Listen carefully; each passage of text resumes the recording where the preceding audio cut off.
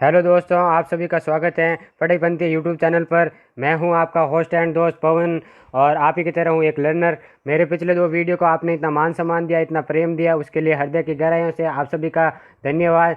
दोस्तों, अगर आप इस चैनल पर नए हैं तो प्लीज़ चैनल को सब्सक्राइब कीजिए और बेल आइकन प्रेस कीजिए। RT 2009 मास्टर वीडियो, ये वीडियो बनाने के पीछे मेरा उद्देश्य ये था कि आज जो प्रतियोगिता परीक्षाओं की प्रकृति है उसमें हम किसी एक स्रोत या एक किताब के भरोसे नहीं रह सकते, उस पर रिलाई नहीं कर सकते हैं। लेकिन मार्केट में आज इतना मटेरियल और इतनी किताबें अवेलेबल हैं कि हमारे सामने ये दुविधा आती है कि कौन सी किताब पढ़े और कौन सी नहीं। इसी समस्या का समाधान करते हुए मैंने बनाया है ये मास्टर वीडियो, जिसमें सभी मानक किताबों के अलावा कोचिंग नोट्स और यूट्यूब के मोस्ट पॉपुलर वीडियो का भी सार मैंने इसमें समाहित करने की कोशिश की है। दोस्तों, इस वीडियो के जितना भी नोट्स बनाए हैं उसका मैंने PDF लिंक आपको प्रोवाइड करवा दिया है। साथ ही साथ मैंने 100 सवालों का एक महत्वपूर्ण क्विज बनाया है जिसकी प्रैक्टिस आप टेलीग्राम पर जाकर कर सकते हैं। उसका लिंक भी डिस्क्रिप्शन बॉक्स में अवेलेबल है। RT 2009 मास्टर वीडियो, जैसा कि आप थंबनेल में देख पा रहे हैं कि दिमाग से नहीं दिल से पढ़ो पहली बार। तो दोस्तों, मैं पूरा प्रयास करूंगा कि आपको RT 2009 से कनेक्ट कर पाऊं, और इस वीडियो के अंत में मैंने एक संदेश देना चाहें। तो दोस्तों, शुरुआत करते हैं RT 2009 के इस मास्टर वीडियो की। दोस्तों, शुरुआत करने से पहले हम 4 मिनट का ये RT का एंथम सॉन्ग सुनेंगे, जो कि MHRD मंत्रालय ने बनाया था। 2013 में इसको ब्रॉडकास्ट किया गया था। इसका लिरिक्स लिखा था जावेद अख्तर ने, और इसे गाया था सोनू निगम और सुनिधि चौहान ने। इसमें अभिनय किया था अनुष्का शर्मा, कैटरीना कैफ, रणवीर कपूर और इमरान खान जैसे बॉलीवुड के सितारों ने। हमारा ये टाइटल सॉन्ग या एंथम सॉन्ग सुनने का मकसद या उद्देश्य यही है कि हम मोटे मोटे तौर पर RT 2009 का पर्सपेक्टिव समझ सकें, और जितनी भी धाराएं पढ़ेंगे उसको इससे कनेक्ट कर पाएंगे। और सरकार की जो मंशा थी, RTE के जो उद्देश्य थे, वो इस 4 मिनट के वीडियो में प्रत्येक लाइन और प्रत्येक परिदृश्य को आप आत्मसात कीजिए। तो शुरुआत करते हैं इस वीडियो की। Let's enjoy.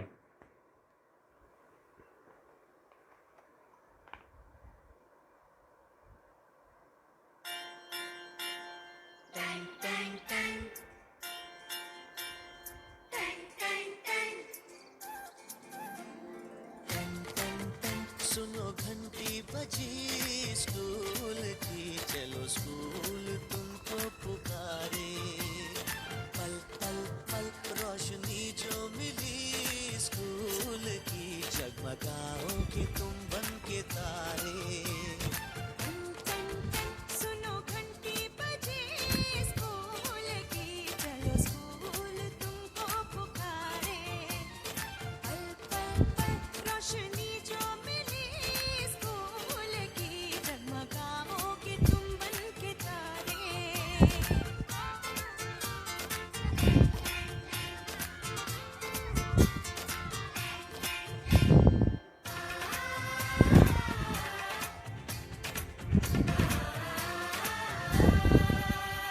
कॉपी और किताबें सारी स्कूल देगा, स्कूल देगा। यूनिफॉर्म भी तुम्हारी स्कूल देगा, स्कूल देगा।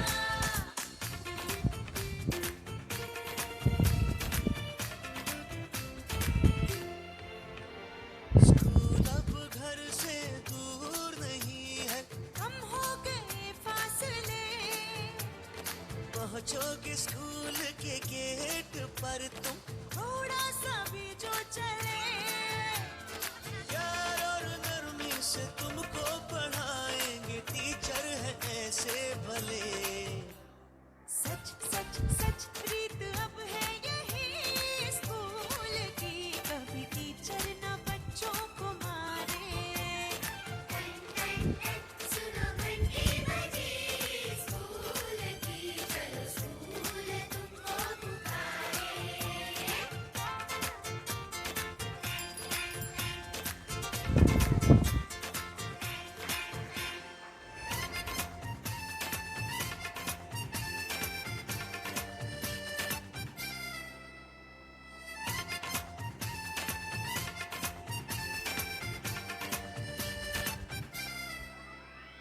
लाइब्रेरी में जो पढ़ना हो, स्कूल देगा, स्कूल देगा। दोपहर में खाना भी तो, और स्कूल देगा,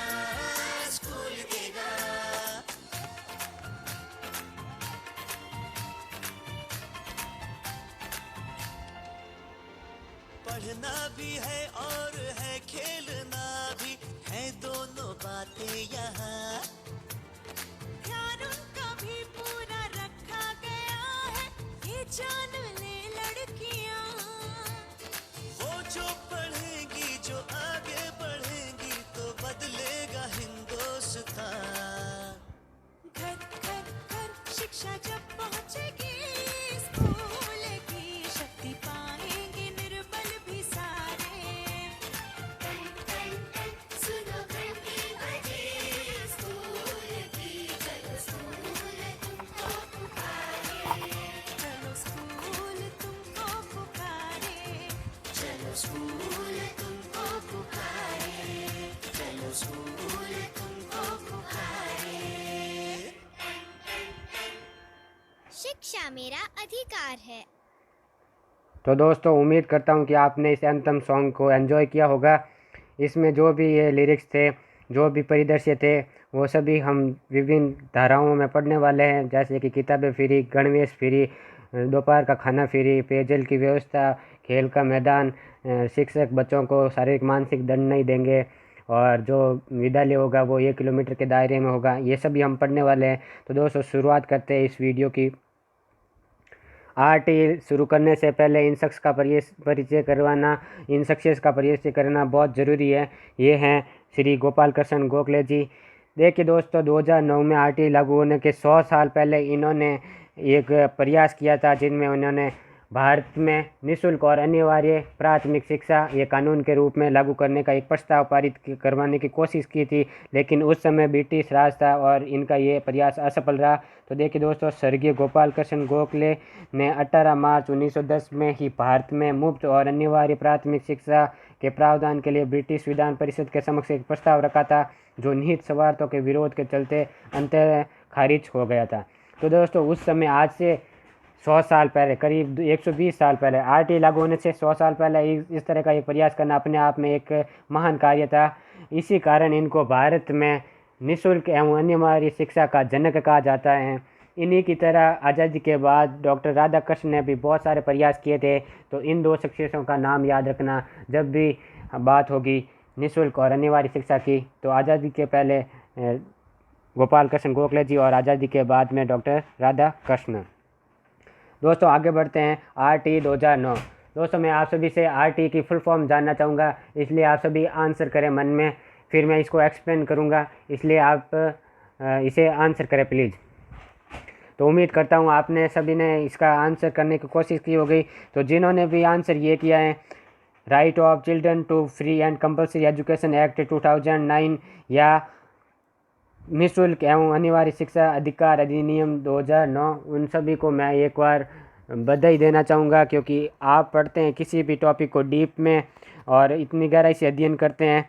और लेकिन जिन्होंने राइट टू एजुकेशन इसकी फुल फॉर्म बताइए, उनको भी मैं एक बार बधाई देना चाहूँगा, क्योंकि अब ये उनका सवाल कभी भी गलत नहीं होने वाला है।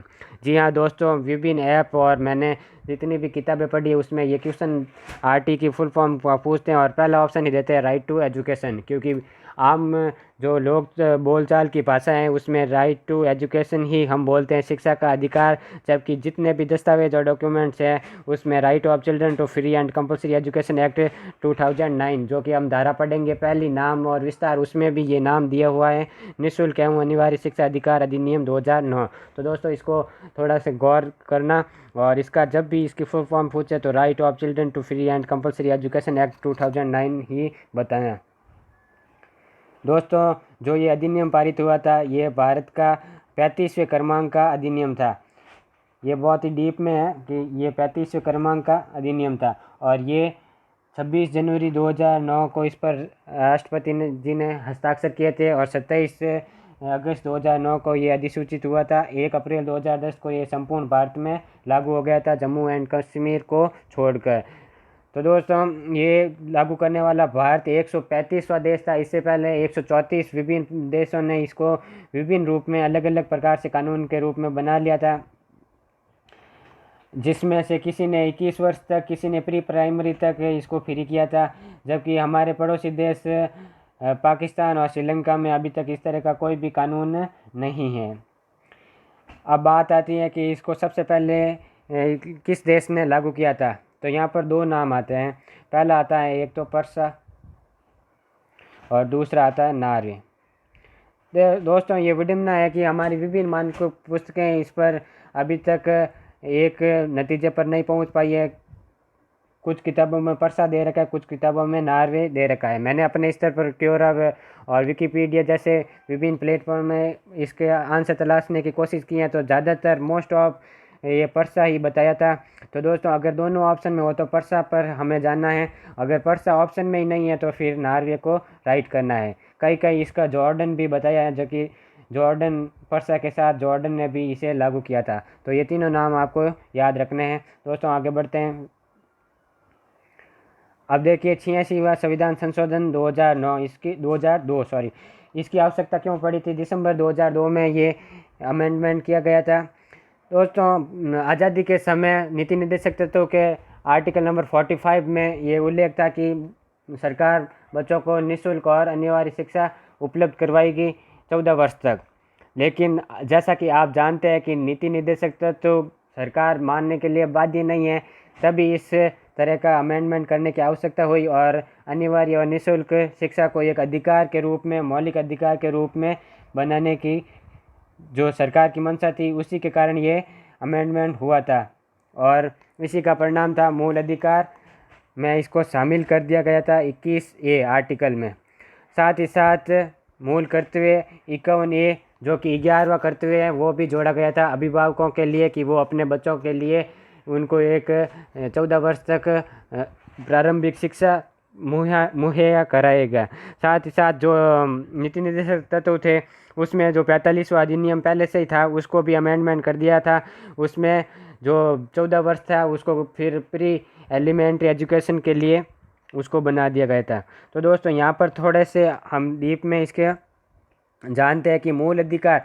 तो पहले तो ये बताइए कि आरटीआई की प्रकृति कैसी है। तो अब जैसे ही इसको मूल अधिकार में डाल दिया, ये संविधान में हो गया, तो इसकी प्रकृति हो गई संवैधानिक। आरटीआई की प्रकृति कैसी हो गई? संवैधानिक। ठीक है दोस्तों, अब मूल अधिकार, तो कौन सा मूल अधिकार, ये बार बार प्रश्न पूछा जाता है। तो मूल अधिकार ये स्वतंत्रता के अधिकार में है दोस्तों, ये भी आपको याद रखना है। इसमें यहाँ पर ये दो सवाल ही इम्पोर्टेंट बनते हैं। अब देखिए दोस्तों, जो मूल कर्तव्य है वो किसके कर्तव्य है? अभिभावकों का। अब कभी कभी यहाँ पर अभिभावकों से तात्पर्य पूछ लेते हैं। अभिभावक मतलब क्या? अभिभावक मतलब जो परसाई दाता हैं, गार्जियन हैं वो, जैसे कि वो दत्तक माता पिता हो सकते हैं, वो सौतेले माता पिता हो सकते हैं, या फिर वो प्राकृतिक माता पिता हो सकते हैं। जो भी है उन सभी का कर्तव्य है, ना कि जो प्राकृतिक माता पिता है उनका कर्तव्य है। सभी का कर्तव्य है कि वो अपने जो बच्चे हैं उनको 14 वर्ष तक निःशुल्क और अनिवार्य शिक्षा प्रोवाइड करवाएंगे। दोस्तों आगे बढ़ते हैं। अब कुछ हम डेट्स के बारे में पढ़ेंगे। ये बहुत सारी डेट्स हैं, लेकिन सबसे पहले ये जो परीक्षाओं में बार बार पूछी जाती हैं, इन 4 डेट्स के बारे में पढ़ते हैं। बाकी दूसरी जो भी अन्य डेट है उनका भी हम डिटेल में अध्ययन करेंगे। सबसे पहले ये राज्यसभा जो कि उच्च सदन है उसमें ये पारित हुआ था, जिसकी तारीख आप याद रखनी है 20 जुलाई 2009। ये सवाल पूछते हैं कि सबसे पहले कहाँ पारित हुआ, तो राज्यसभा में, और डेट पूछे तो कब? 20 जुलाई 2009। उसके बाद 14 दिन बाद में ये लोकसभा में पारित हुआ। जैसा कि हम जानते हैं कि 14 दिन का समय होता है उस पर विचार विमर्श करने का, उसके बाद में ही लोकसभा उस पर अपना विचार दे सकती हैं। तो 14 दिन बाद में ही 4 अगस्त 2009 को लोकसभा में भी पारित हो गया था। अब अधिसूचना कब जारी हुई थी? अधिसूचना 27 अगस्त 2009 को जारी हुई थी। इसमें सभी भी गज़ट में इसको डाल दिया गया था, और इसी एक दिन पहले ही 28 अगस्त को राष्ट्रपति जी ने इस पर हस्ताक्षर किए थे। अब ये मोस्ट इम्पोर्टेंट सवाल है कि लागू कब हुआ था। व्यावहारिक रूप से ये लागू हुआ था पूरे देश में 1 अप्रैल 2010 को, जम्मू एंड कश्मीर को छोड़कर। अब इनके बीच में क्या क्या डेट्स हैं उसको मैं एक बार बता देता हूँ। जैसे कि 20 जुलाई को राज्यसभा में पारित हुआ, 4 अगस्त को लोकसभा में पारित हुआ, और 27 अगस्त को भारत सरकार ने राजपत्र में प्रकाशित किया, और 1 अप्रैल को पूरे देश में लागू हुआ था। अब देखिए एक डेट आती है 4 अगस्त। 4 अगस्त लोकसभा, इसके जस्ट बाद में राष्ट्रपति ने मंजूरी दे दी थी। तो यहाँ से ये संसद से भी पारित हो गया था, क्योंकि राष्ट्रपति ने मंजूरी देते ही राज्यसभा लोकसभा प्लस राष्ट्रपति होते ही 4 अगस्त को ये संसद द्वारा पारित माना गया। अब देखिए 13 फरवरी को उस समय तत्कालीन MHRD मंत्री कपिल सिब्बल ने इसको मंजूरी दी थी। और 22 फरवरी को क्या था, 22 फरवरी को प्रतिभा पाटिल जो कि उस समय राष्ट्रपति थे, 22 फरवरी को इन्होंने इसकी घोषणा की थी।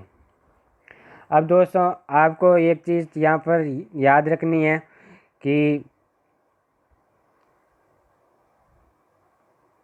ये सवाल पूछते हैं कि आरटीई को किसने लागू किया था, तो यहाँ पर ऑप्शन आएगा राज्यसभा, लोकसभा, राष्ट्रपति या संसद। तो आएगा भारतीय संसद ने इसे लागू करवाया था। तो दोस्तों आगे बढ़ते हैं, अब राजस्थान के संदर्भ में देखते हैं। राजस्थान में दोस्तों अभी जो आरटीई 2009 है उसकी हम धाराएं पढ़ेंगे। उसमें की सबसे लास्ट धारा है धारा नंबर 38। उसके तहत क्या होता है कि कोई भी राज्य अपने यहाँ पर अपने हिसाब से उसमें संशोधित आरटीई लागू कर सकते हैं, और उसी का सबसे पहले राजस्थान ने फ़ायदा उठाया था और इसे संशोधित करके 29 मार्च 2011 को यहाँ पर पारित किया था राजस्थान में। अब दोस्तों एक चीज़ यहाँ पर देखिए 29 मार्च 2011, ये सभी किताबों में ये दे रखी है डेट, क्योंकि इसी को अधिसूचना जारी हुई थी। लेकिन जब लागू होने की बात आती है तो किसी किताबों में 1 अप्रैल 2011 दे रखा है, और किसी किताबों में यही डेट दे रखी है 29 मार्च को ही लागू कर दिया गया था। तो दोस्तों हमें अगर दोनों डेट आ जाए तो 29 मार्च पर ही जाना है, क्योंकि सभी किताबों में 29 मार्च का एक ऑथेंटिक प्रूफ है। साथ ही साथ ये एग्ज़ाम में भी एक बार क्वेश्चन पूछा था कि लागू कब हुआ, तो 29 मार्च ही है, लेकिन व्यावहारिक रूप से 1 अप्रैल को ये लागू हुआ था। तो दोस्तों आगे बढ़ते हैं। आप देखिए इसका नाम क्या है, राजस्थान में इसका नाम अलग है, तो इसको आप ध्यान में रखिएगा। इसका नाम है राजस्थान निःशुल्क अनिवार्य बाल शिक्षा का अधिकार 2011। यहाँ पर गौर फरमाइएगा 2011, ये सवाल आया हुआ है जिसमें ये लाइन तो फिक्स थी, लेकिन यहाँ पर 2009, 2010, 2011 और 2012 कर दिया था। तो हमें इस पूरी लाइन को ध्यान रखना है, राजस्थान निःशुल्क एवं अनिवार्य बाल शिक्षा का अधिकार 2011, क्योंकि ये 2011 को ही लागू हुआ था, तो इसका नाम भी 2011 ही होगा। तो दोस्तों इसमें अध्याय और धाराएं कितनी हैं, तो अध्याय तो हैं 10 और धाराएं हैं टोटल 29। अब जो आरटीई 2009 है, आरटीई 2009 जो कि हमारे सिलेबस में है, उसमें अध्याय कितने 7 और धाराएं कितनी है 38, और राजस्थान वाले में कितनी है 10 अध्याय और 29 धाराएं। अब हमें ये नहीं पढ़ना है कि कौन सी धारा में क्या लिखा हुआ है, क्योंकि हमारे ये सिलेबस में नहीं है। हमें ऊपरी तौर पर याद रखना है कि 10 अध्याय और 29 धाराएं हैं, हमारे सिलेबस में है आरटीई 2009। तो दोस्तों आगे बढ़ते हैं, हम आरटीई 2009 को विस्तार से पढ़ रहे हैं। अब अध्याय और धाराएं एक बार देख लेते हैं। कितने अध्याय हैं 7 और धाराएं कितनी है 38। मोटे तौर पर एक बार इनको देखते हैं, फिर एक एक धारा का हम डिटेल में अध्ययन करेंगे। अब देखिए दोस्तों 7 अध्याय हैं। पहला अध्याय है जिसका शीर्षक है प्रस्तावना। इसमें हम क्या है, इसमें है नाम, विस्तार और शब्दावली। अब इसमें धाराएं कितनी हैं 2। तो दोस्तों ये इम्पोर्टेंट क्यों है, क्योंकि यहाँ पर सवाल बनता है कि आरटीई का सबसे छोटा अध्याय कौन सा है, तब आंसर होगा अध्याय नंबर 1, क्योंकि इसमें केवल 2 धाराएं हैं। अब आएगा अध्याय 2। अध्याय 2 क्यों इम्पोर्टेंट है, क्योंकि इसमें ही जो अधिकार हैं आरटीई कानून है वो अध्याय 2 में है। तो बार बार ये सवाल आता है कि आरटीई कानून कौन सी धारा में है। धारा का पूछे तो धारा 3 और अध्याय का पूछे तो अध्याय 2, क्योंकि अभी हम अध्याय 2 को डिटेल में पढ़ेंगे तो वहाँ पर धारा 3 भी पढ़ेंगे। तो धारा का पूछे तो धारा 3 और अध्याय का पूछे तो अध्याय 2। तो दोस्तों ये अध्याय इसलिए इम्पोर्टेंट है क्योंकि इसमें कानून है। अब अध्याय 3 में है दायित्व किसके, समुचित सरकार, स्थानीय प्राधिकार और माता पिता का। इसका हम आगे डिटेल में पढ़ेंगे। अब अध्याय 4 में है विद्यालय और शिक्षक के दायित्व। तो दोस्तों ये इम्पोर्टेंट क्यों है, क्योंकि ये सबसे बड़ा अध्याय है। तो सवाल अगर पूछे कि आरटीई का सबसे बड़ा अध्याय कौन सा है, तो आरटीई का सबसे बड़ा अध्याय है अध्याय नंबर 4। इसमें टोटल 17 धाराएं हैं, धारा 12 से लेकर धारा 28 तक, और इसमें है विद्यालय और शिक्षक के कर्तव्य। अब अध्याय 5 में प्रारंभिक शिक्षा का पाठ्यक्रम है। अध्याय 6 में बालकों के अधिकारों का संरक्षण है और अध्याय 7 में प्रकरण है। तो दोस्तों यहाँ पर सबसे छोटा अध्याय कौन? सबसे छोटा अध्याय अध्याय नंबर 1। सबसे बड़ा अध्याय कौन? अध्याय नंबर 4। सबसे महत्वपूर्ण अध्याय कौन? अध्याय नंबर 4। और किस अध्याय में कानून है आरटीआई का? तो अध्याय नंबर 2। तो दोस्तों अब सभी धाराओं को विस्तार से पढ़ेंगे और अब बिल्कुल भी टेंशन मत लीजिए। मैं जितना हो सके न्यूमेरिक्स और जितनी भी ट्रिक्स के माध्यम से आपको उसी समय ट्रिक्स और धाराओं को याद करवाने का प्रयास करूंगा। साथ ही साथ इनको याद करना इतना कठिन नहीं है। आप 2-3 बार इनको एक पेज पर लिखेंगे तो भी याद हो जाएगा और अपने स्तर पर भी आप अपनी ट्रिक्स बना सकते हैं। तो दोस्तों अध्याय 1 जिसका टाइटल है नाम, विस्तार और शब्दावली। अब धारा 1 में क्या है? धारा 1 में है नाम और विस्तार। नाम क्या? नाम जो हमने पढ़ा था, the right of children to free and compulsory act 2009 या निःशुल्क एवं अनिवार्य शिक्षा अधिकार अधिनियम 2009। अब विस्तार कहाँ पर है? विस्तार संपूर्ण भारत में इसका विस्तार है, लेकिन जम्मू एंड कश्मीर को छोड़कर। लेकिन दोस्तों आपको बता दूं कि ये जम्मू एंड कश्मीर में भी अभी लागू हो गया है। 5 अगस्त 2009 को धारा 370 समाप्त हो गई, तो फिर ये ऑटोमेटिक वहाँ पर भी लागू हो गया है। और विस्तार की बात आए तो दोस्तों एक बात आप याद रखना कि जितने भी धार्मिक संस्थाएं हैं जैसे मिशनरी और मदरसे, वो आरटीई के दायरे में नहीं है। अगली धारा पर चलते हैं दोस्तों। अगली धारा है धारा नंबर 2 जिसमें है शब्दावली। ये भी एक महत्वपूर्ण धारा है क्योंकि यहाँ पर कुछ मैं आपको शब्द बताऊंगा, उनकी परिभाषाएं इसमें दे रखी हैं और इनकी परिभाषाएं आपको एक तरह से आत्मसात करनी है क्योंकि बार बार परीक्षाओं में प्रश्न पूछते हैं और ऑप्शन में 4 ऑप्शन देते हैं, पूछते हैं कि कौन सा एक असम्मिलित है। तो शुरुआत करते हैं। सबसे पहले आएगी एक तो बालक की परिभाषा क्या है? बालक की परिभाषा है 6 से लेकर 14 वर्ष। तो ऐसा प्रश्न पूछ ले कि आरटीई के अनुसार बालक कौन है, तो ऑप्शन में देगा 6 से 14 वर्ष, वही करेक्ट होगा। अब समुचित सरकार से क्या तात्पर्य है? तो आपको बता दूं कि जो अमेंडमेंट हुआ था 1976 उसमें शिक्षा को समवर्ती सूची में शामिल कर दिया है। उसी से समुचित सरकार का पता चलेगा। जहां पर विद्यालय हैं उसकी राज्य सरकार, केंद्र सरकार, ये दोनों को समुचित सरकार कहेंगे। अब आगे बढ़ते हैं दोस्तों। अभी 2 शब्द और आगे हैं, स्थानीय प्राधिकारी और प्रारंभिक शिक्षा। ये भी इम्पोर्टेंट है। स्थानीय प्राधिकारी का मतलब है जो भी स्थानीय लेवल पर होगा, पार्षद, सरपंच, इसके साथ ही बीएलओ जो होता है ब्लॉक लेवल पर अधिकारी होते हैं, जो भी शिक्षा के उस स्थानीय अधिकारी हैं उनको यहाँ पर शामिल करेंगे। अब प्रारंभिक शिक्षा यहाँ पर इम्पोर्टेंट है, कंफ्यूज हो जाते हैं। प्राथमिक शिक्षा कक्षा 1 से 5 होती है, उसी से हम कंफ्यूज हो जाते हैं कि प्रारंभिक शिक्षा भी 1 से 5 होगी, लेकिन ये एलिमेंट्री एजुकेशन की बात कर रहा है। एलिमेंट्री एजुकेशन प्रारंभिक शिक्षा मतलब कक्षा 1 से लेकर 8 तक। ये भी बार बार सवाल पूछा जाता है। आगे बढ़ते हैं और 2 शब्द और हैं, एक तो अनुवीक्षण और एक असुविधाग्रस्त बालक। अनुवीक्षण का मतलब होता है प्रवेश परीक्षा या प्रवेश प्रक्रिया, जो भी एडमिशन प्रोसेस है आगे की धाराओं में पढ़ेंगे वो वहाँ पर एक शब्द आएगा अनुवीक्षण। तो अनुवीक्षण वहाँ पर इस शब्द का अर्थ है प्रवेश प्रक्रिया, एंट्रेंस एग्जाम या एंट्रेंस प्रोसेस। असुविधाग्रस्त बालक से क्या तात्पर्य है?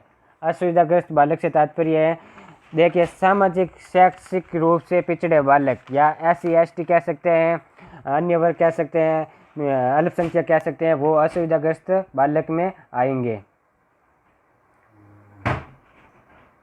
अब देखिए दुर्बल बालक कौन होगा और एक विहित का क्या मतलब है?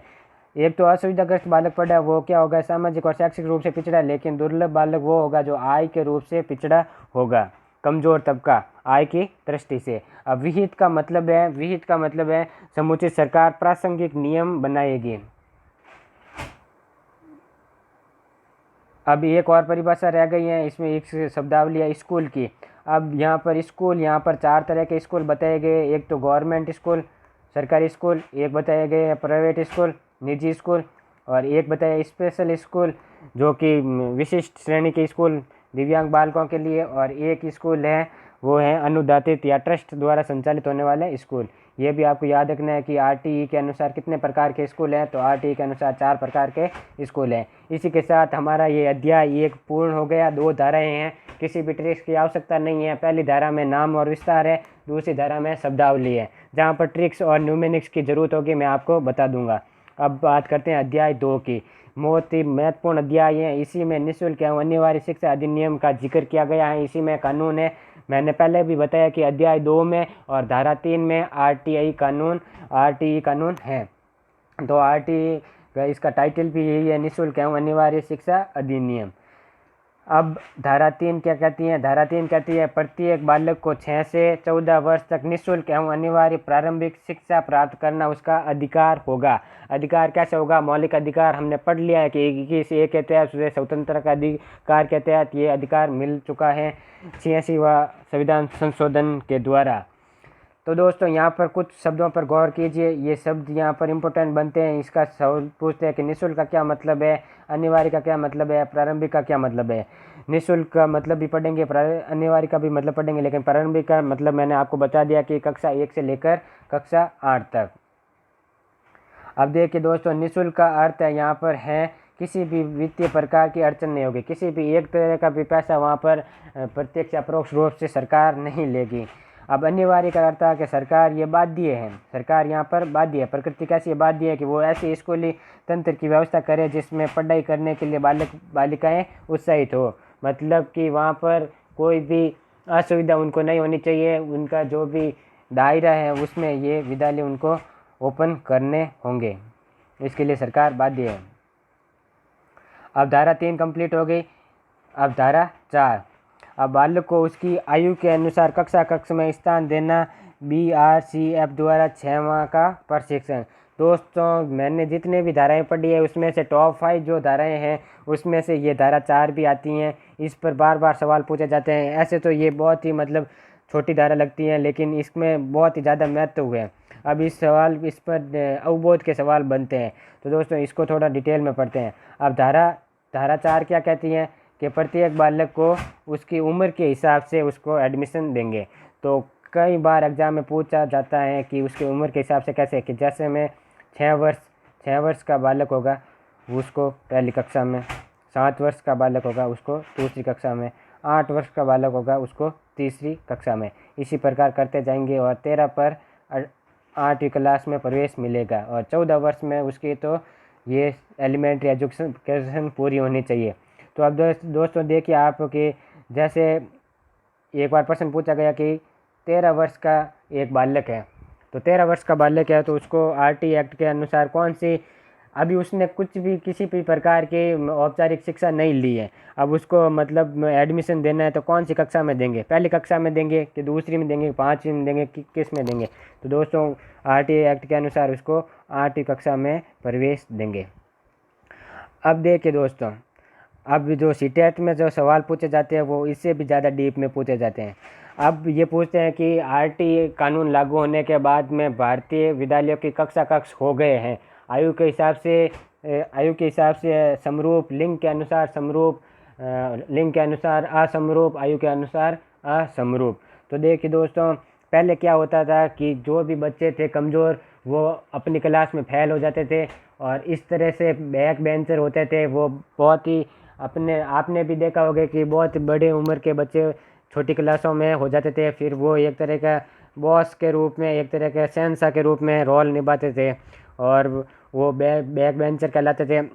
तो दोस्तों जब आरटी कानून लागू हुआ था तो इस तरह की समस्या ख़त्म हो गई। सभी क्लास में जैसे में थोड़ा 1-2 साल का डिफरेंस हो सकता है, ज़्यादा नहीं।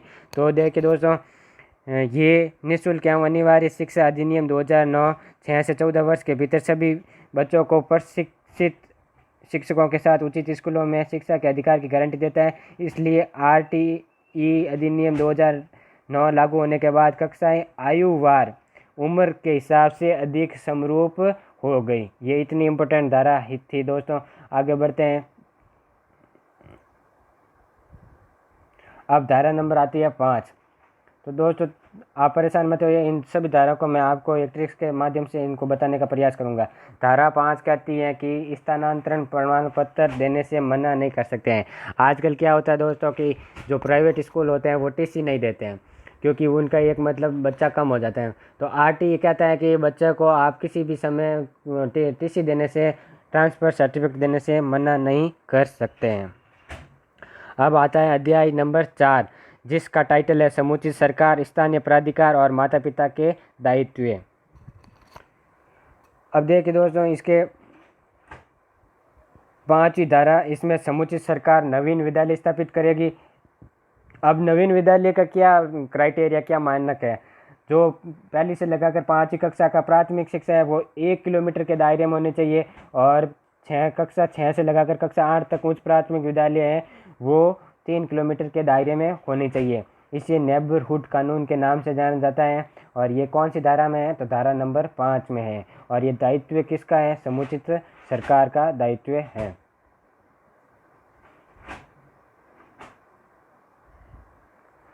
अब धारा नंबर 7, धारा नंबर 7 होती है वित्तीय खर्च। अब केंद्र सरकार और राज्य सरकार, जैसे कि मैंने आपको बता दिया कि ये समवर्ती सूची का विषय है, तो दोनों कानून बनाएंगे, दोनों एक दूसरे के सहायता, वित्तीय सहायता के रूप से ही ये कानून लागू होगा। तो अब ये वित्तीय सहायता किस प्रकार की है? अब इसमें बहुत ज़्यादा कंफ्यूजन है, लेकिन मैंने आपको इसमें डिटेल में बताने की कोशिश की है। ये सारा कंफ्यूजन आपको दूर हो जाएगा।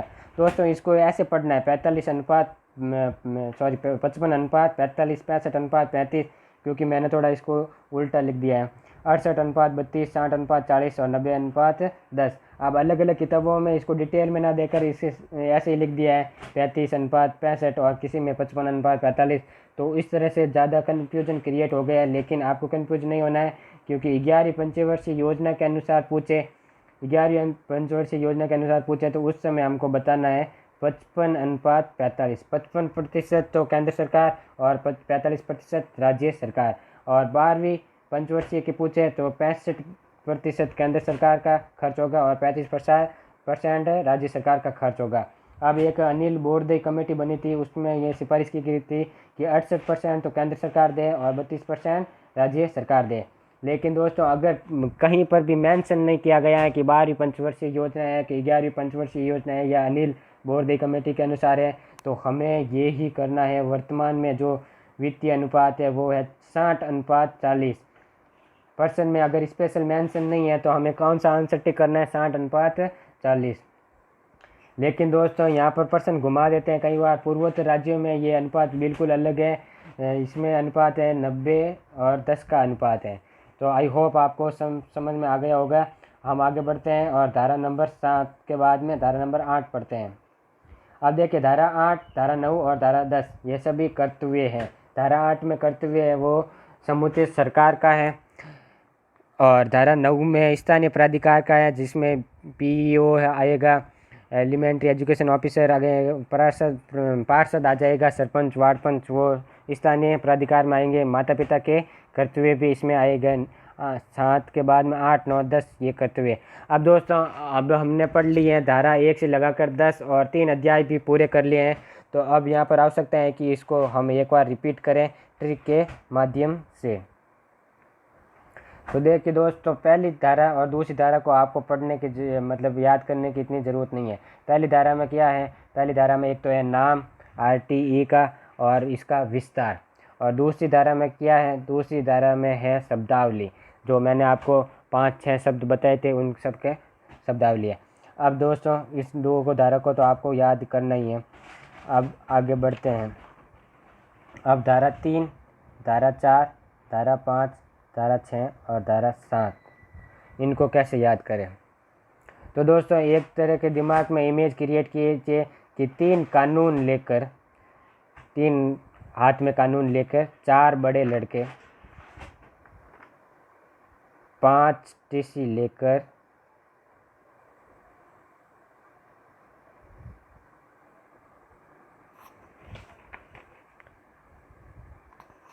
6 नए विद्यालयों में प्रवेश किया।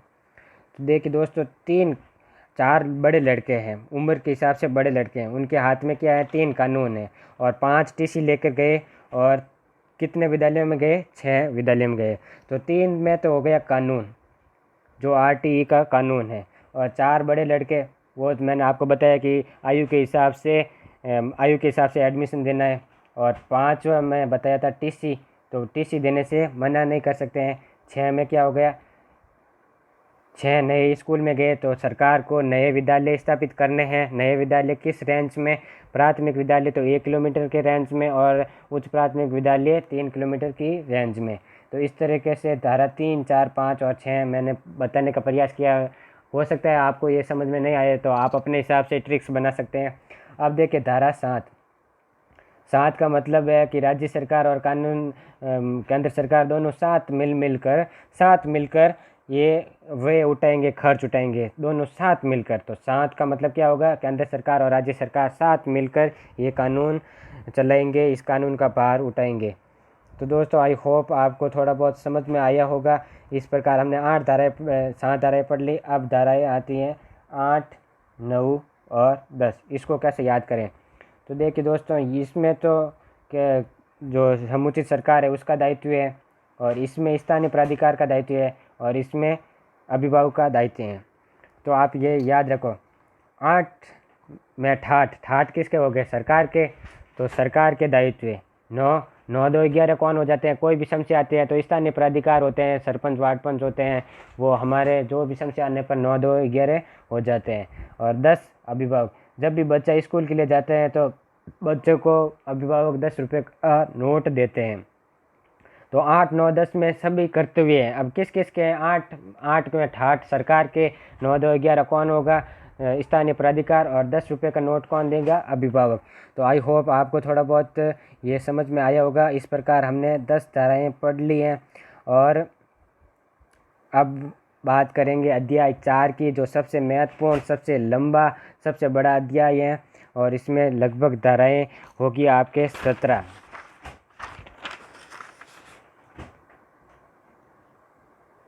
अब दोस्तों इसमें एक धारा और है, धारा 11 आंगनवाड़ी। ये तो अपने आप में राइम है, 11 आंगनवाड़ी 2-3 बार बोलेंगे तो आपको ये धारा भी याद हो जाएगी, धारा 11 आंगनवाड़ी।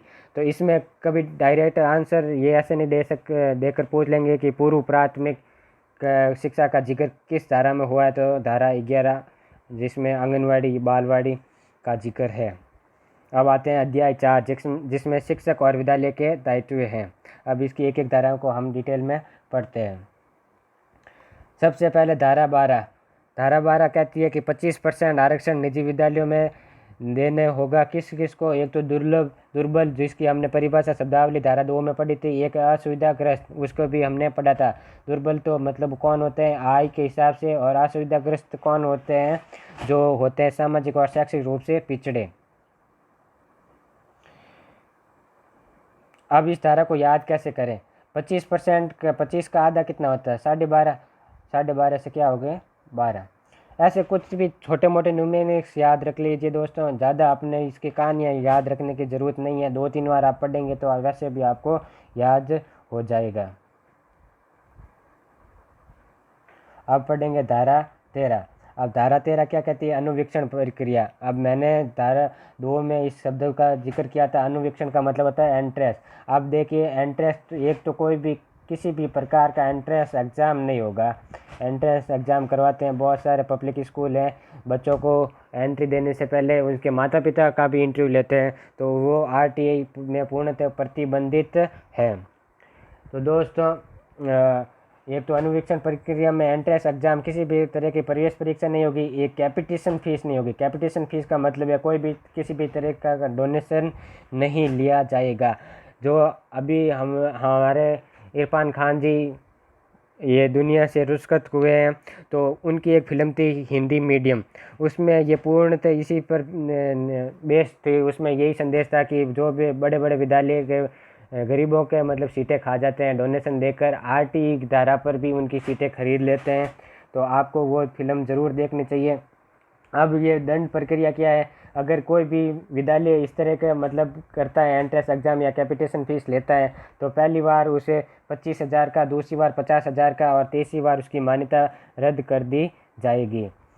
अब दोस्तों इसको याद कैसे करें, तो दोस्तों अब ये कहेंगे मतलब कोई भी विद्यालय अगर ऐसा डोनेशन लेते हैं तो हम कहेंगे कि तेरा भला नहीं होगा। तो तेरा भला नहीं होगा तो मतलब कौन सी धारा आ गई, धारा 13। अब धारा 14 पर आते हैं। धारा 14 क्या कहती है कि आवश्यक प्रमाण पत्र, जैसे पहले जाति प्रमाण पत्र, आयु प्रमाण पत्र मांगते थे एडमिशन के टाइम, तो उनमें छूट दी गई है कि आप बच्चों को एक शपथ पत्र जो कि अभिभावक प्रस्तुत करेंगे उसके आधार भी इनको एडमिशन दे दीजिए। तो धारा 14 को याद करना का तरीका यही है कि 14 तरीका के पहले डॉक्यूमेंट्स मांगते थे, वो 14 तरीके के डॉक्यूमेंट्स अब अनिवार्य नहीं है। अब धारा 15 कहती है कि 30 सितंबर तक प्रवेश देना होगा। 30 सितंबर तक क्यों? क्योंकि सरकार को भी एक तरह का डाटा चाहिए, उसके बाद में सरकार अपना प्रोसेस करती है, तो एक निर्धारित सीमा की गई है कि 30 सितंबर तक आपको प्रवेश करवाना होगा। अब धारा 15 को कैसे याद करें? 15 को याद करने का बिल्कुल सिंपल तरीका है, 15 का डबल होता है 30, तो 15 का हो गया 30, 15 30, ये धारा याद हो जाएगी। अब बढ़ते हैं आगे, 16 धारा और धारा 17। तो धारा 16 और धारा 17 बहुत ही इम्पोर्टेंट धाराएं हैं, इनको हम पढ़ते हैं। धारा 16 कहती है कि बालक को 8वीं क्लास तक फेल नहीं करना है, 8वीं क्लास तक फेल नहीं करना है। लेकिन दोस्तों हमारे यहाँ पर तो फेल करते हैं। तो ये दोस्तों जनवरी 2019 में राजस्थान सरकार ने अमेंडमेंट किया था इस धारा में। यहाँ पर ये सवाल बनता है कि धारा जनवरी 2019 में राजस्थान सरकार ने कौन सी धारा में अमेंडमेंट किया था? तो धारा 16 में किया था। और इसमें क्या किया था कि नो डिटेंशन नीति के तहत यहाँ पर सरकार अत्यंत जो कमज़ोर बालकों को एक क्लास में रोक सकती है अपने स्वविवेक पर। तो दोस्तों ये एक तरह का अच्छा निर्णय है, क्योंकि बच्चों को मतलब बाद में फेल करते हैं 9th क्लास में जाकर, उनका रिजल्ट कमज़ोर आता है। इससे अच्छा है कि उनका एक उपचारात्मक शिक्षण उसी समय करना चाहिए। तो दोस्तों इस धारा को याद कैसे करें? तो धारा 16 से आप याद रख लीजिए कि आपका क्लास में आप एग्ज़ाम हॉल में सो जाइए। 16 से मतलब क्या? सो जाइए, आपको फेल नहीं करूँगा। तो क्लास में सो जाइए लेकिन फेल नहीं करूँगा। धारा 16 फेल नहीं करूँगा। तो दोस्तों अब आगे बढ़ते हैं धारा 17। धारा 17 कहती है कि मानसिक रूप से या शारीरिक रूप से मैं दंड अध्यापक दंड नहीं दे सकता है। तो इसमें मानसिक रूप से मतलब उसको गोचू ऐसे कुछ शब्द होते हैं, दिमाग में भूसा भरा हुआ है या आंखों से घूरना, ये सभी मानसिक दंड में आते हैं। ये सीटेट में सवाल पूछते हैं कि एक अध्यापक आंखों से घूर रहा है तो आरटीई की धारा के अंतर्गत कौन से रूप से ये दंडनीय होगा? तो ये धारा 17 कहती है कि शारीरिक ना और मानसिक रूप से दंड नहीं देगा। तो इसकी क्या कार्रवाई हो सकती है? अनुशासनात्मक कार्रवाई हो सकती है और 3 माह की सज़ा हो सकती है। तो देखिए दोस्तों इस धारा को याद करना बिल्कुल ही सिंपल है कि धारा 17 मतलब खतरा। तो अभी आप अगर मानसिक और शारीरिक रूप से दंड देंगे शिक्षक बनने के बाद तो आपको खतरा है अनुशासनात्मक कार्रवाई होने का और 3 माह की सज़ा होने का। अब आगे बढ़ते हैं धारा 18 पर। बिना मान्यता प्राप्त स्कूल चलाना प्रतिबंधित है। क्योंकि दोस्तों मैंने एनसीएफ के वीडियो में बनाया था कि एक जनार्दन समिति बनी थी, उसमें POA प्लान ऑफ एक्शन एक तरह का योजना स्कीम लागू की थी। उसमें क्या था कि 10वीं क्लास का जो भी एक अभ्यर्थी है वो अपने पड़ोस में बच्चों को पढ़ा सकता है। इससे जो प्लान ऑफ एक्शन का मतलब भरपूर दुरुपयोग करते हुए सब ने अपने गली में मोहल्लों में स्कूलें लाखों के संख्या में स्कूलें ओपन कर दी थी, जो कि बिल्कुल भी मानकों के रूप में नहीं थी, स्टैंडर्ड नहीं थे, कोई भी मान्यता नहीं थी। उस समस्या को देखते हुए आरटी में एक कानून रूप में धारा 18 बना दी थी। उसमें क्या कहा था कि अगर आप ये इस तरह का बिना मान्यता प्राप्त स्कूल चला रहे हैं तो पहले दिन आपको 10,000 का जुर्माना देना होगा, दूसरे दिन आपको 10,000 और देना होंगे। इस तरीके से आपको 10 दिन तक 10,000 रुपये लगभग 1 लाख रुपये देना पड़ेगा। और बाद में भी अगर आप इस तरह का कंटिन्यू रखते हैं तो फिर आप पर सज़ा का प्रावधान होगा। तो धारा 18 हमने पढ़ ली। अब आती है धारा 19। धारा 19 में विद्यालय के मानक हैं, जिसको हम आगे चलकर डिटेल में पढ़ेंगे। अभी दोस्तों धारा 19 के बाद में आएगी धारा 20। अब देखिए दोस्तों जो भी कानून बनते हैं, कोई भी मानक तय होते हैं, तो उस पर कई बार हमारे पास संसाधन नहीं होते हैं, तो उन कानूनों और उन मानकों को अप्लाई करना वहाँ पर, जैसे कि पिछड़े कोई भी आर्थिक रूप से पिछड़ा हुआ क्षेत्र है वहाँ पर मानक लागू नहीं कर सकते। तो सरकार ने धारा 20 बनाई है। तो धारा 20 कहती है कि उसमें हम छूट दे सकते हैं 5 साल तक की, ताकि वो मानक स्थापित कर सके। अब ये धाराएं 19 और 20 कैसे याद रखें? तो 19-20 ऐसे दोनों को राइम कर लो, 19-20 चलता है। हम नहीं कहते हैं ऐसे कि 19-20 तो थोड़ा बहुत चलता है। तो 19 में तो है मानक और 20 में है कि मानकों में थोड़ा हेर बदल चलता है।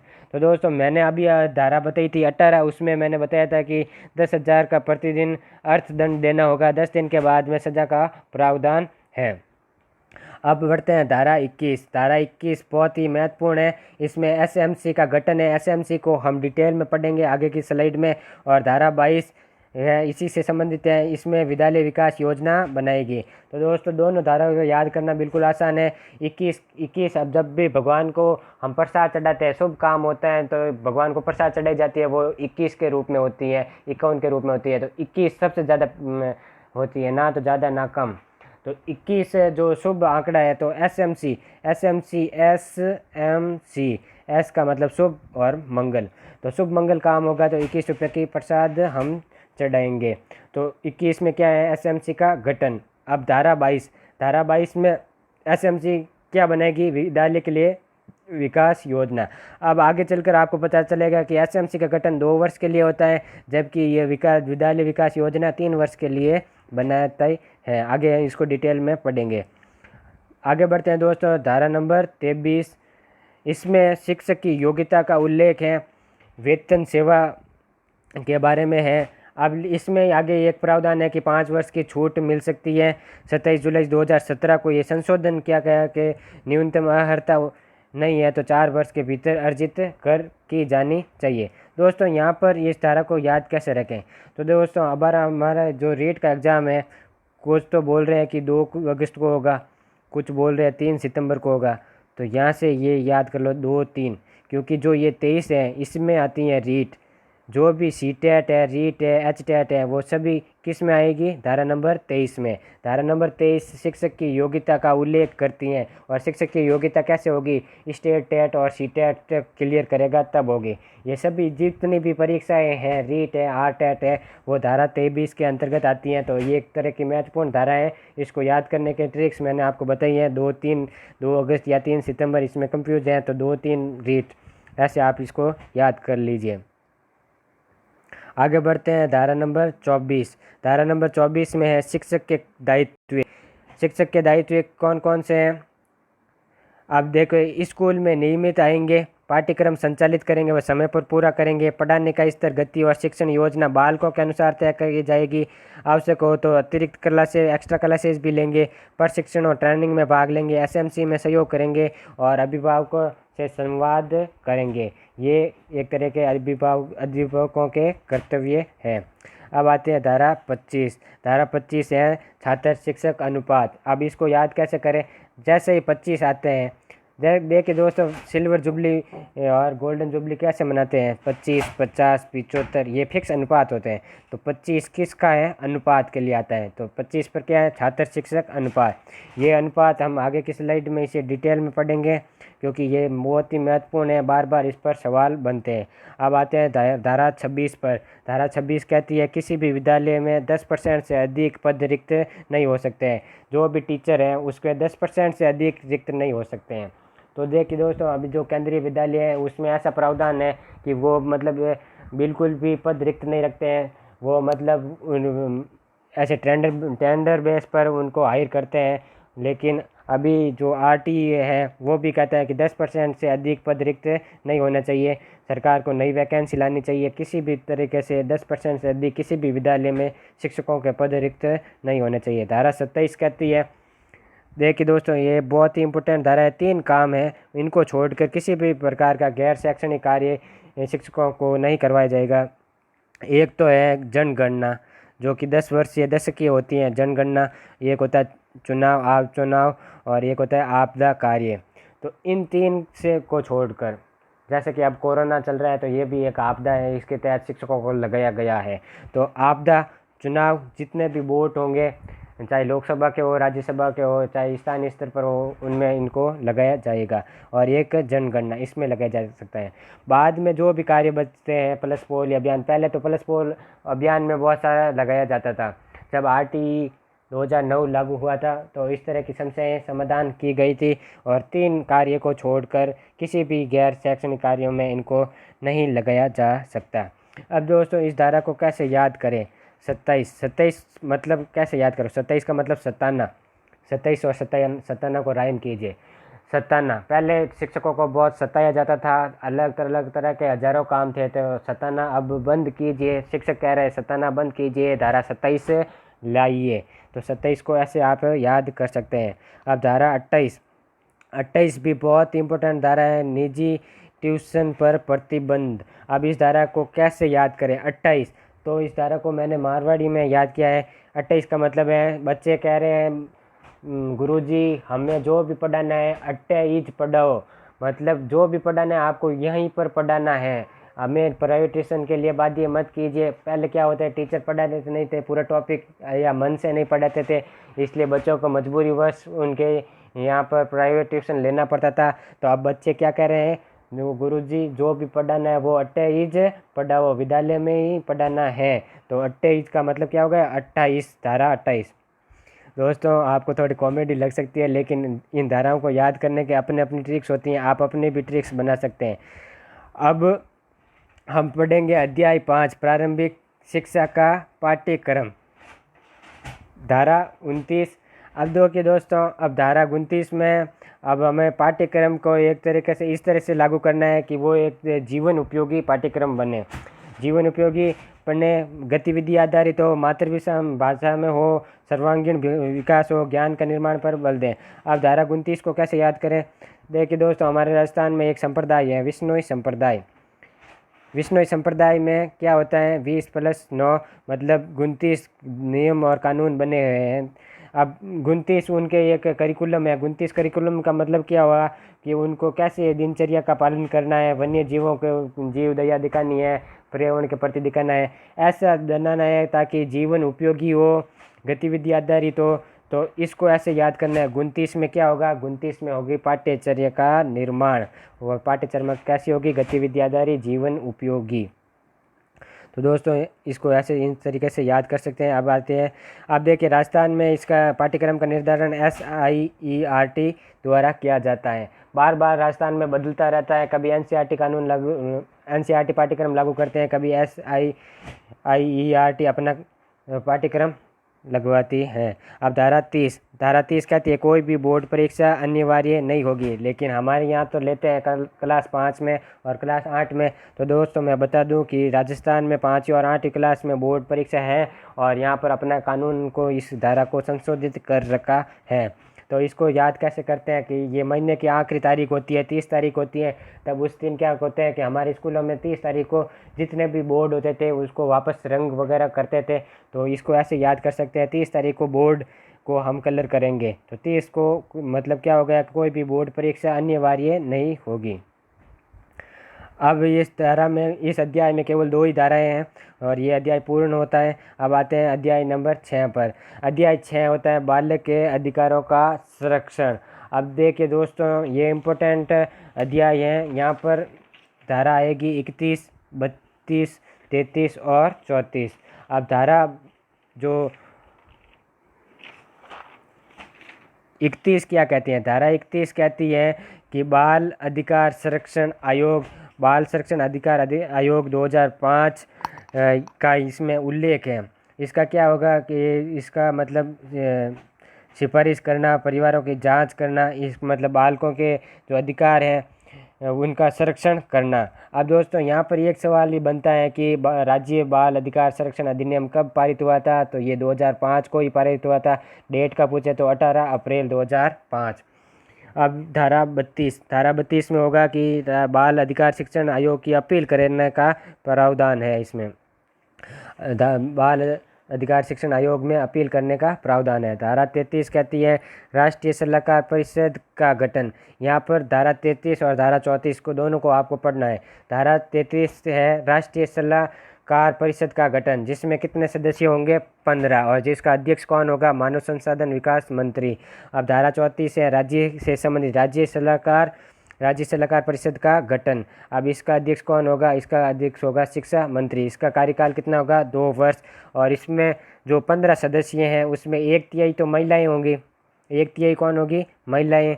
और 9 व्यक्ति होंगे वो SC ST या अल्पसंख्यक वर्ग के होंगे, और जितने भी अन्य बच गए हैं वो होंगे शिक्षाविद। इस तरह के अध्याय 6 भी कंप्लीट होते हैं। अब आते हैं अध्याय 7 पर। अध्याय 7 है प्रकीर्ण या जिसको कह सकते हैं उपसंहार। इसमें क्या होगा? जैसे कोई भी चीज़ ख़त्म होती है तो कुछ जिम्मेदारियाँ सौंपी जाती हैं, मारवाड़ी में कहें तो भोलावन सौंपी जाती है। तो ये पर 4 जो धाराएँ हैं 35, 36, 37 और 38, इसमें सरकार को कहा गया कि आप मार्गदर्शक सिद्धांत जारी कीजिए। इनको भोलावन दी जा रही है, इनको जिम्मेदारी दी जा रही है कि आप मार्गदर्शन सिद्धांत जारी कीजिए। अब धारा 36 इम्पोर्टेंट है, धारा 37 भी इम्पोर्टेंट है। धारा 36 है कि जो हमने धारा 13 क्या है? 13 है वो कैपिटेशन फीस नहीं लेगा, एंट्रेंस एग्ज़ाम नहीं लेगा, वहाँ पर दंड का प्रावधान था। धारा 18 क्या थी? धारा 18 थी कि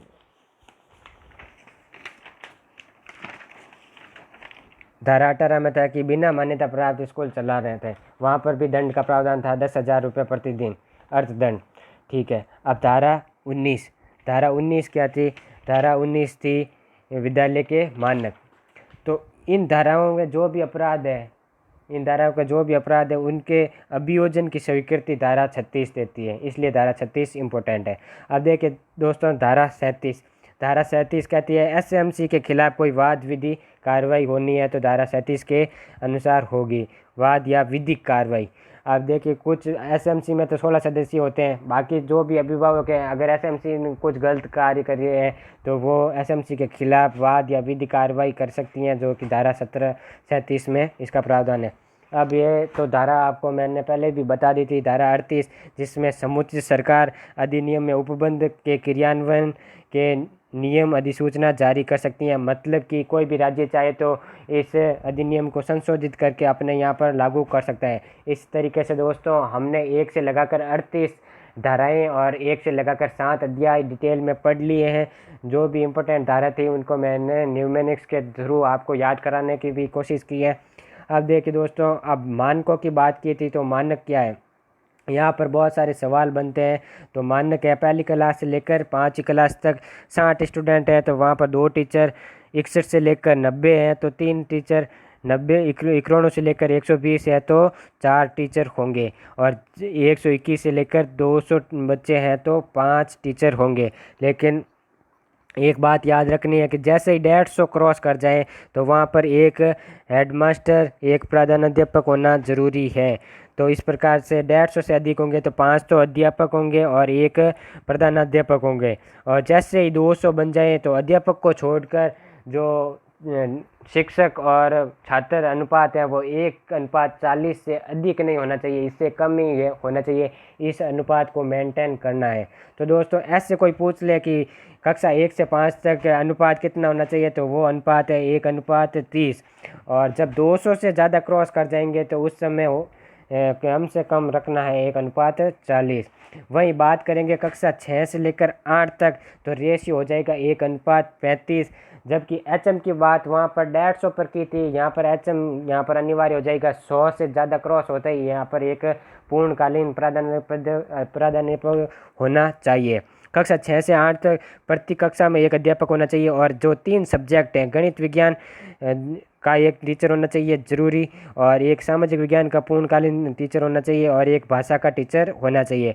इसके अलावा 100 से अधिक विद्यार्थी हो गए तो कला, स्वास्थ्य शिक्षा, नैतिक शिक्षा का भी अंशकालीन शिक्षक वहाँ पर लगाना होगा। अब विद्यालय भवन के क्या मानक है, इसमें देखिए प्रत्येक कक्षा के लिए कक्षा कक्ष होंगे, गर्ल्स और बॉयज़ के लिए अलग अलग शौचालय होंगे, चारों तरफ 4 दीवारें होंगे। पहले देखते थे हम कि स्कूलों में अचानक ही चार दीवारी बनने लगी थी हमारे समय में, तो वहाँ पर RTE लागू हुआ था और वहाँ पर कंपलसरी कर दी थी कि चारों तरफ 4 दीवारी होंगी और खेल का मैदान होगा, पेयजल की व्यवस्था होगी, जो मिड डे मील है उसके लिए रसोई होगी, भंडार गृह हो गया, एक HM ऑफिस होगा। सबसे मेन बात है कि बाधा मुक्त पहुँच होनी चाहिए, ऐसी जगह होनी चाहिए, गाँव के बीच में हो चाहे कहाँ पर भी हो, उसके लिए प्रॉपर सड़क होनी चाहिए, बच्चों के आने जाने में कोई भी दुविधा नहीं होनी चाहिए। दोस्तों अब कार्य दिवस की बात करते हैं। यहाँ पर सवाल बनते हैं, मोस्ट इम्पोर्टेंट सवाल कि देखिए कक्षा 1 से लगाकर 5 जो वर्क डेज है वो होते हैं 200 और जो शिक्षण घंटे हैं वो होते हैं 800। वहीं कक्षा 5 से लेकर 8 तक जो वर्क डेज हैं वो 220 हो जाते हैं और शिक्षण घंटे हो जाते हैं 1000। और दोस्तों ये एक बहुत फेमस सवाल है कि प्रति सप्ताह न्यूनतम कार्य घंटे कितने हैं, तो 45। और इसको डीप में पूछे तो 45 में क्या क्या होंगे, 45 में उनकी तैयारी भी शामिल होंगी और उसकी टीचिंग भी शामिल होंगी। अब अध्यापन शिक्षण उपक्रम मतलब कक्षा अनुसार होगा। और पुस्तकालय, जैसा कि हमने एंथम सॉन्ग में सुना है कि प्रत्येक विद्यालय में एक पुस्तकालय होगा जहां पर समाचार पत्र, पत्रिकाएं और सभी विषयों पर पुस्तकें, जिनके अंतर्गत कहानी पुस्तकें भी हैं, उपलब्ध होगी। खेल सामग्री और क्रीड़ा मैदान, खेल का मैदान जैसा कि एंथम में हमने देखा वो भी कक्षा अनुसार होना चाहिए। दोस्तों आगे बढ़ते हैं। SMC, ढेर सारे सवाल बनेंगे SMC पर, इसको डिटेल में पढ़ते हैं। SMC क्या है? विद्यालय प्रबंधन समिति या स्कूल मैनेजमेंट कमेटी। दोस्तों ये धारा 21 के तहत इसका गठन होता है और गठन कितने साल के लिए होता है? 2 साल के लिए होता है। तो इसका अध्यक्ष का भी कार्यकाल कितना होगा? 2 साल का होगा। अब धारा 22 के अंतर्गत क्या करेगी? धारा 22 के अंतर्गत ये विद्यालय की जो योजना बनाएगी और ये योजना दे के दोस्तों खुद तो 2 साल के, लेकिन योजना कितने साल के लिए बना रही है? 3 साल के। तो इसमें कंफ्यूज मत होना आप। अब देखिए इसकी कोरम क्या होगी, गणपूर्ति क्या होगी? 1:3, 1/3 सदस्य होंगे तभी इसकी बैठक की गणपूर्ति मानी जाएगी। बैठक कब होगी? अमावस्या की होगी। और कितने दिनों के अंतराल में होगी? कम से कम 3 महीनों में एक बार तो बैठक होनी चाहिए। अब इसका अध्यक्ष कौन होगा? इसका अध्यक्ष अभिभावकों में से ही कोई होगा। अब दोस्तों देखिए इसमें सदस्य कितने हैं? तो सदस्य हैं 16 सदस्यों में। अब इसको थोड़ा डिटेल में पढ़ लेते हैं। 16 सदस्यों में 75% या 1/3 सदस्य तो पेरेंट्स होंगे, अभिभावक, पेरेंट्स। और 25% कौन होंगे? 25% अन्य। अब 75% या 16 का 75% कितना हो गया? तो 16 का 75% हो गया 12। तो 16 का 75% हो गया 12। अब 12 में से ही 50% तो क्या होने चाहिए? न्यूनतम महिलाएं होनी चाहिए। तो महिलाओं की न्यूनतम संख्या कितनी हो गई? 6। अब बचे कितने? 6। तो 6 में पुरुष हो सकते हैं और महिलाएं भी हो सकती हैं। अब यहाँ पर एक प्रावधान और है कि कम से कम इनमें एक SC/ST का भी कैंडिडेट होना चाहिए। अब जो पीछे 4 बच गए उसमें एक तो प्रधानाध्यापक होगा और एक होगा कौन? एक टीचर होगा। और इसके अलावा 2 कौन होंगे? 2 होंगे, एक तो वहाँ का वार्ड पंच हो सकता है, यहाँ पर वार्ड पंच या सरपंच होगा। और जो पीछे 2 बचे हैं उसकी नियुक्ति या मनोनीत कौन करेगा? उसको मनोनीत करेंगे वहाँ का विधायक। तो दोस्तों यहाँ पर डिटेल में देखते हैं कि जो 4 सदस्य बचे थे, एक तो प्रधानाध्यापक, एक अध्यापक या वहाँ का वार्ड पंच या पार्षद। अब जो 2 सदस्य हैं, 2 सदस्य दोस्तों यहाँ पर गांव का भी उसका लोकल अभिभावक ही होगा जिसकी नियुक्ति कौन करेगा? विधायक। और विधायक द्वारा कितने नियुक्त किए जाते हैं? तो 2। आई होप आपको समझ में आ गया होगा। अब इसमें 2 बातें आपको याद रखनी कि पहले ये माध्यमिक स्तर पर बनती थी, आजकल ये वर्तमान में 8वें स्तर पर ही बनाई जाने लगी है। और प्रत्येक 2 वर्ष में इसका पुनर्गठन होता है। अध्यक्ष का कार्यकाल भी 2 साल ही होता है। विकास योजना 3 वर्षीय होती है, ये हमने पढ़ लिया है। SMC के बाद में दोस्तों अभी जो लेटेस्ट 2019 राष्ट्रीय शिक्षा नीति 2019 ये ट्रेंडिंग है। अभी इसका ड्राफ्ट लागू हुआ था। इसका ड्राफ्ट बनते ही अभी आरटी में भी अमेंडमेंट करने की सिफारिश की गई है। तो दोस्तों यहाँ पर लेटेस्ट सवाल बनने की संभावना है, पूरी तरह से संभावना है कि आपको घुमा कर सवाल पूछ ले कि अगर राष्ट्रीय नीति 2019 लागू हो जाए तो आरटी में क्या संशोधन होंगे। तो इसको भी हम डिटेल में पढ़ लेते हैं। इसकी आवश्यकता क्यों पड़ी थी, क्योंकि पिछली जो शिक्षा नीति थी वो 1986 में आई थी, तो अभी उसको 20 साल हो गए हैं। तो अभी यहाँ पर नई शिक्षा नीति 2019 बनाने की आवश्यकता महसूस की गई। इसका 2014 में ही कोशिशें करनी शुरू कर दी थी सरकार ने। अध्यक्ष बनाया था TSR सुब्रमण्यम को, लेकिन वहाँ पर सहमति नहीं बन पाई और ये 2014 में पहली कोशिश विफल हो गई। आगे चल कर 2016 में अध्यक्ष के कस्तूरी रंगन के अध्यक्षता में एक रिपोर्ट प्रस्तुत कर दी गई थी और पूरा का पूरा ड्राफ्ट सरकार को 31 मई 2019 को सौंप दिया गया था। MHRD मंत्रालय मंत्री उस समय रमेश पोखरियाल थे। और दोस्तों सरकार जल्द से जल्द अब सुझाव मांग रही है और 2022 तक इसको लागू करने के 2022 तक लागू करने के फेवर में है। आप देखते हैं आरटी में क्या क्या संशोधन होंगे। ये आर कस्तूरी रंगन है, ये बहुत ही शानदार सवाल है। रीट में, सीटेट में या अन्य किसी भी प्रतियोगिता परीक्षाओं में सवाल पूछ सकते हैं। बहुत सालों तक ये सवाल चलने वाला है कि राष्ट्रीय शिक्षा नीति 2019 के अध्यक्ष कौन है, तो के कस्तूरी रंगन। अब आरटी में क्या बदलाव होंगे इसको थोड़ा डिटेल में पढ़ते हैं। एक तो आरटी का दायरा बढ़ाएंगे। आरटी का दायरा कैसे बढ़ाएंगे? अब आरटी को दोनों तरफ से इसको बढ़ाएंगे। एक तो देखिए दोस्तों, जो पहले कक्षा 1 से लगाकर कक्षा 3-8 तक, अब इसको भी पीछे ले जाएंगे। मतलब पूर्व प्राथमिक 3 साल का पूर्व प्राथमिक प्री प्राइमरी एजुकेशन देना होगा और इसको बढ़ाएगा कक्षा 12 तक। तो कुल मिलाकर इसका दायरा यहाँ से बढ़कर यहाँ तक हो जाएगा, पूर्व प्राथमिक से लगाकर कक्षा 12 तक हो जाएगी। और ये 14 वर्ष से बढ़ाकर 18 वर्ष कर दी जाएगी जब ये लागू हो जाएगा। तो दोस्तों ये ड्राफ्ट बन गया है, तो ड्राफ्ट में ही 90% या 99% ये ड्राफ्ट से ही कानून बनने वाला है, शिक्षा नीति बनने वाली है। तो दोस्तों इस तरह के आरटी का दायरा बढ़ने वाला है। तो यहाँ पर इम्पोर्टेंट सवाल बन गया है। और अब देखिए आगे बढ़ते हैं कि 18 वर्ष तक के बालकों के लिए लागू होगी। और EECE early childhood care and education, जो कि कक्षा 1 से पहले LKG UKG होती है, उसकी बात यहाँ पर हो रही है।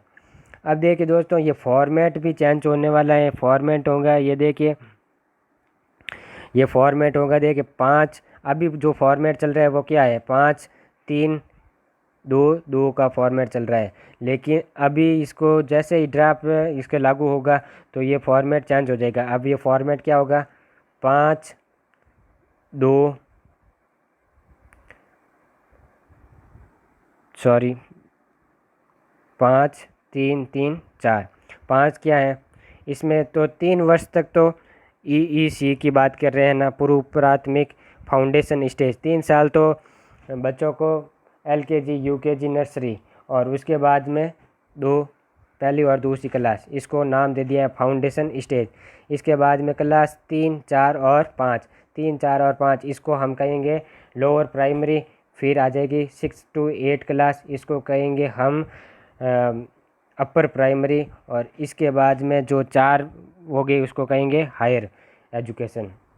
तो ये इस तरह का ये फॉर्मेट लागू हो जाएगा। अब देखिए दोस्तों शिक्षक छात्र अनुपात हो जाएगा 1:30। मिड डे मील को अभी विस्तार करेंगे। बालिकाओं के लिए आवश्यक नवोदय विद्यालय, जैसे कि अभी बालकों के लिए नवोदय विद्यालय चल रहे हैं, तो बालिकाओं के लिए भी नवोदय विद्यालय खोले जाएंगे। स्थानीय महिलाओं व समय सेवकों की भागीदारी को बढ़ाया जाएगा। आप देखिए दोस्तों, अभी रीट हो चाहे टेट हो, यूपी टेट हो, ये सभी 8वीं क्लास के लिए अनिवार्य है। अब जैसे ये ड्राफ्ट लागू हो जाएगा इसको सेकेंडरी लेवल तक अनिवार्य कर दिया जाएगा। प्राइवेट स्कूलों में भी ये हो जाएगा अनिवार्य। अब जो हमने BEd या BSTC जो भी किए हैं 2 वर्षीय की है, भविष्य में जब भी ये ड्राफ्ट अमल में लिया जाएगा 2 साल के जितने भी कोर्स हैं उनको सभी को समाप्त किया जाएगा। बच्चों को 12वीं क्लास के बाद में तय करना होगा कि उनको टीचर बनना है या नहीं बनना है। तो इस प्रकार ये 4 वर्ष का इंटीग्रेटेड BEd कोर्स बनेगा।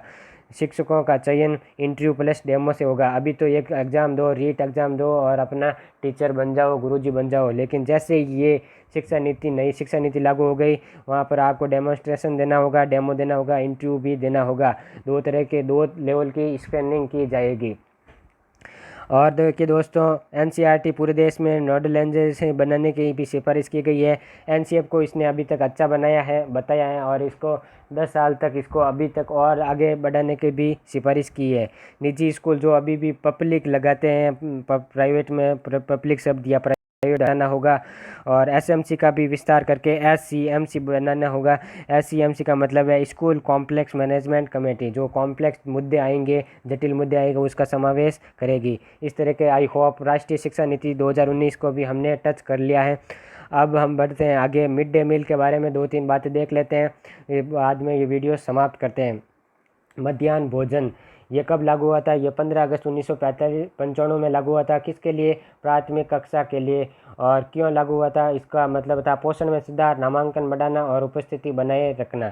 दोस्तों, इस तरीके से ये वीडियो कंप्लीट हो गया है। आपको मैं बधाई देना चाहूँगा क्योंकि आप हैं एक मेहनती प्रतियोगिता विद्यार्थी, क्योंकि आपने एंटरटेनमेंट अपना छोड़कर इस तरह का एक वीडियो देखा है, इंफॉर्मेटिव और एजुकेशनल। और अभी मैं आपको एक संदेश देना चाहता हूँ, इस संदेश को आप एंजॉय कीजिए और चैनल को सब्सक्राइब कीजिए। और धन्यवाद।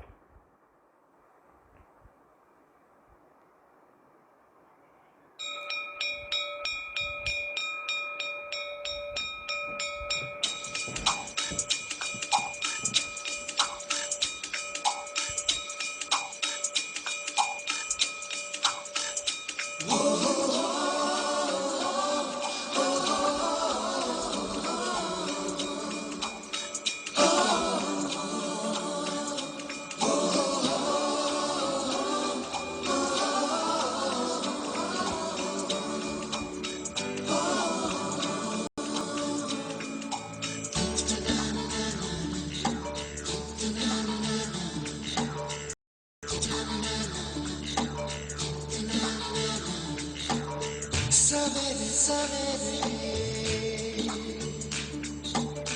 यारों से मिलने ठन ठन के निकले,